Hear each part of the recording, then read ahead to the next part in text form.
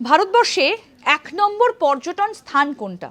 গোটা ভারতবর্ষ জুড়ে বিভিন্ন কিছু ছড়িয়ে ছিটিয়ে রয়েছে, পাহাড় পর্বত সমভূমি মালভূমি সমুদ্র সমস্ত কিছু রয়েছে, নানা রকম আশ্চর্যও রয়েছে এই ভারতের বিভিন্ন জায়গায় ছড়িয়ে ছিটিয়ে। তো বলতে পারেন কোন জায়গায় সব থেকে বেশি পর্যটক আসে? জায়গাটা রয়েছে আগ্রাতে, অর্থাৎ আগ্রার তাজমহল, যেটা অবশ্যই সপ্তম আশ্চর্যের মধ্যে একটা। আর এই আগ্রাতেই পরিসংখ্যান বলছে সব থেকে বেশি পর্যটকের সমাগম হয়। তাজমহল বিশ্বের 7টি আশ্চর্যের মধ্যে একটি এবং এটি ভারতের সব থেকে জনপ্রিয় একটা পর্যটন স্থল এবং একটা আকর্ষণের বিষয় এই তাজমহল। তাজমহল হচ্ছে ভালোবাসার প্রতীক। আমরা সবাই জানি যে শাহজাহান তার স্ত্রী মুমতাজ বেগমের সমাধির ওপর গড়ে তুলেছিলেন এই তাজমহল।